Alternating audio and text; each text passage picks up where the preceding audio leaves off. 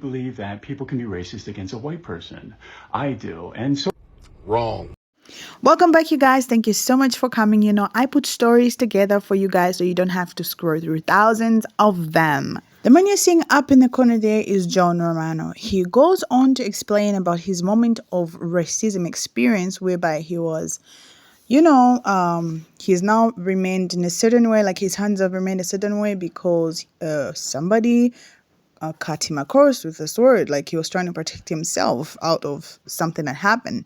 Now, he has a history that has now also resurfaced after he got out of jail because of good behavior. Now he's trying to explain this racist moment, and then everything comes right back in his face. Say, okay, if this is racism, what about what you did some time ago? Because we guess there was that understanding that this is a young man, he was around 17, and he probably just did this under maybe anxiety or, different kinds of things. And aside from that, he's white and we know about white supremacy and all that stuff. So he's now in the cooking pot at this point. So I'm going to roll this video so that you guys can hear and see how events went and turned, because I can't just be listening to this alone, all right? do you believe that people can be racist against a white person? I do, and so does the man who attacked me with swords. He almost took my life while calling me the white devil, and I'm even going to show you a video clip of him telling police that he did so for racist reasons. Now, let's look at the definition of what racism is. Racism is prejudice or discrimination against somebody or some group because of their racial or ethnic group. Now, it does say typically one that has a minority or marginalized group, but it says typically because oftentimes it's directed towards the minority, but it can be directed towards the majority. And as a straight white male in American society, I get it. I have a lot of privilege. I don't face oppression. I don't have systematic racism towards me.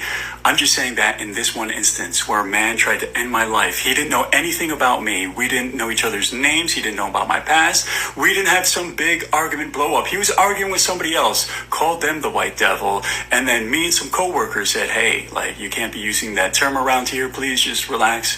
De-escalate the situation. He took an issue with me because my coworkers were black. He didn't care what they were saying. He was upset that I was addressing him.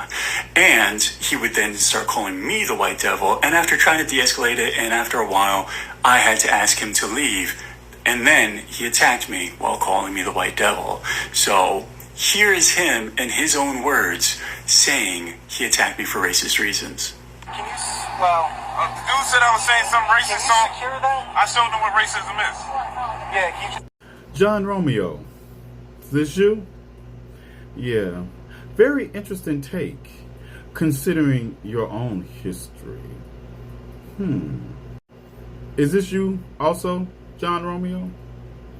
When you were 16, and you took your backpack and a pump-action shotgun to high school and opened fire?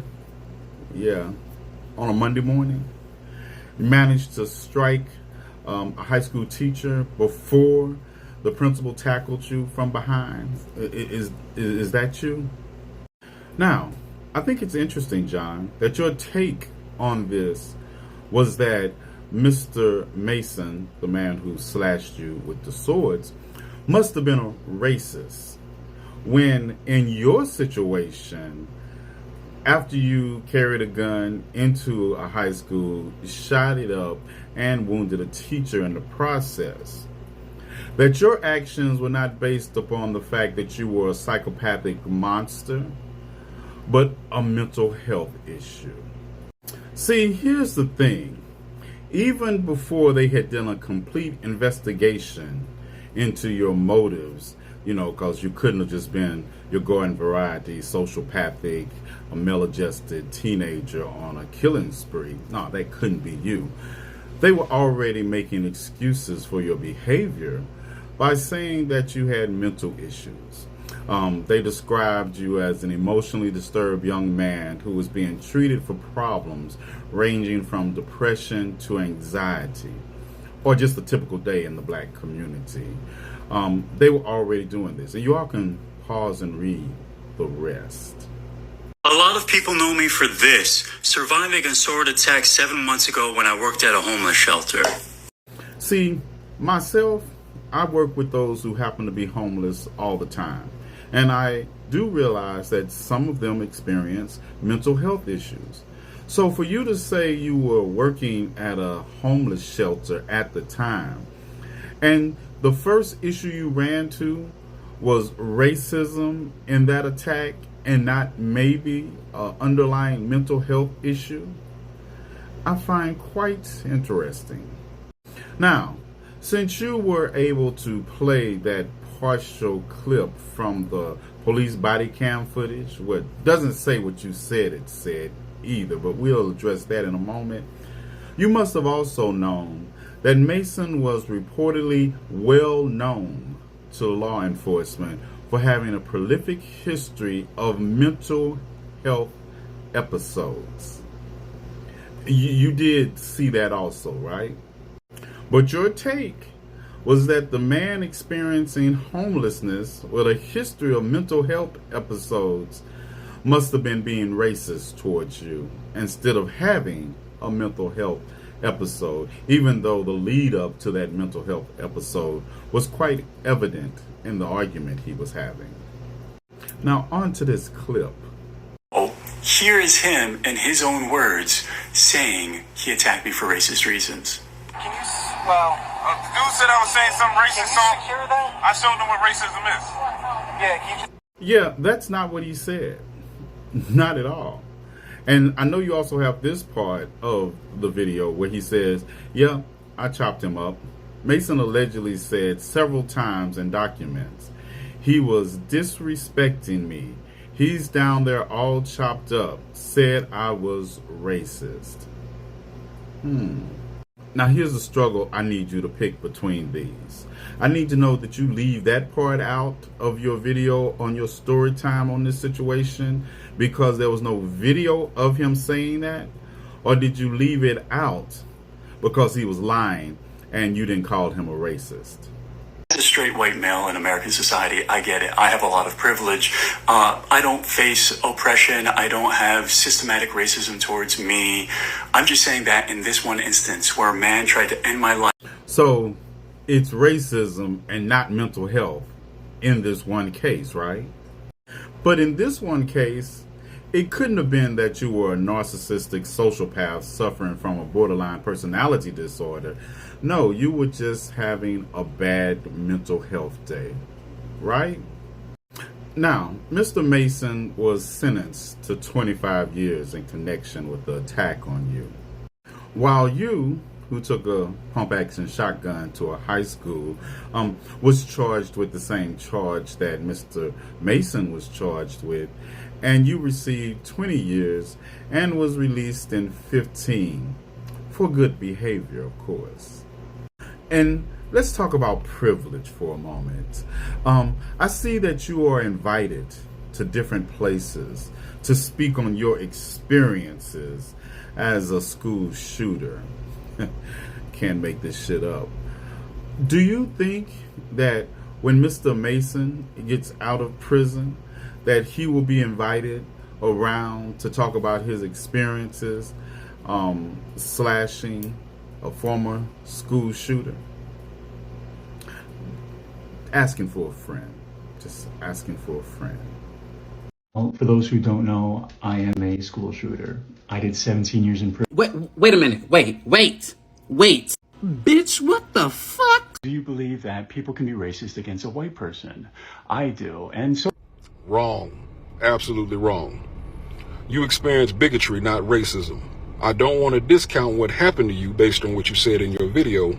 However, what we're not going to do today is confuse bigotry with racism as if they're the exact same thing.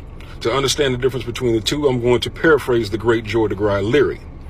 Basically, bigotry means I hate you for whatever reason. Your height, your complexion, your skin tone, or eye color, whatever. Racism means I hate you and have the institutional power to do you harm. When in history have black people owned enough of the corporations and controlled enough of the government and controlled enough of the resources to do institutional harm to people that look like yourself? Never is the answer. Never. Now, I know you tried to pull the dictionary definition and use that as the basis of your argument, but we got to throw that out the window, considering the fact that the same people that wrote that dictionary are the exact same people that are trying to rewrite history and make slavery seem like it was beneficial to people that look like me. You see what I mean? So that definition is going to fly. So if they are trying to rewrite, so if people that look like yourself are trying to rewrite the definition of what slavery looked like and make it seem like it was beneficial to people that look like me, it's not that far of a stretch that they would rewrite the definition of racism to suit people that look like you. So it makes it seem like black people are just as bad. You know, we can be oppressed too. We can be oppressed in the same way. You experience bigotry, not racism. They are not the same. And see, people that look like yourself have always had all the power. Majority of the corporations owned in this country are owned by people that look like yourself. So when we want a job, who do we have to come to? People that look like yourself. The majority of all forms of government, the majority of the resources are controlled by people that look like yourself. The majority of all forms of government. How in the name of Mother Teresa is somebody going about talking about the criminal that they are? How is it normal that he can go about saying this when a black person would not go about saying, I am the Han Slayer or something related to whatever he did to this guy? Not to downplay what happens to this man, but it's just not okay. Bro, for you to just downright bring down this experience as an experience of racism is not okay. Can you give it maybe another term, please? Maybe that could be acceptable. What pride is in this? A school shooter? It definitely wouldn't be so if roles were reversed. We already know. I don't know what you guys think about this, so make sure you comment below.